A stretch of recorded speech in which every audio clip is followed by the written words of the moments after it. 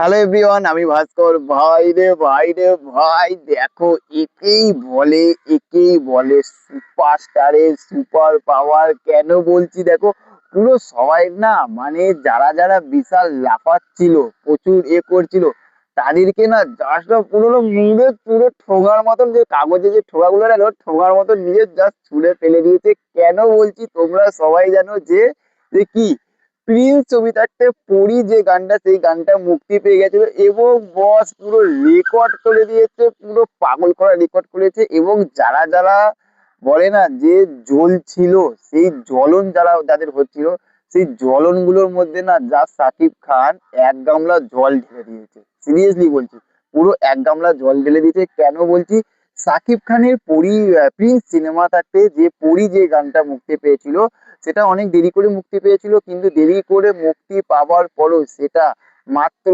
কয়েক ঘন্টার মধ্যে যেন ভিউজ কি করে নিয়েছে, ইউটিউবে জাস্ট রেকর্ড করে দিয়েছে। কয়েক ঘন্টার মধ্যে 1 মিলিয়ন ভিউজ কিন্তু জেনারেট করতে পেরেছে সাকিব খানের প্রিন্স ছবিটা, যে পরি যে গানটা, সেই গানটা। তাহলে ভাবো যে আমরা বলি না যে এই মানুষটার সঙ্গে কেউ পাঙ্গা নিতে পারবে না, সত্যি কথা বলছি।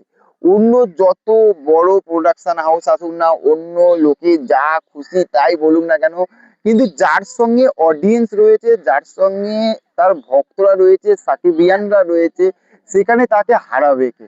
নাহলে ভেবে দেখো, পরি গানটা যা, এটা কিন্তু কোনো আইটেম সং না, কিচ্ছু না, এটা জাস্ট একটা রোমান্টিক সং। কিন্তু সেই রোমান্টিক সংটা কিন্তু মাত্র কয়েক ঘন্টার মধ্যে 1 মিলিয়ন ভিউজ ক্রস করে গেছে। আমি যখন ভিডিও বানাচ্ছি এবং যখন আপলোড করবো, তখন দেখবে যে আরো বেশি হয়ে গেছে।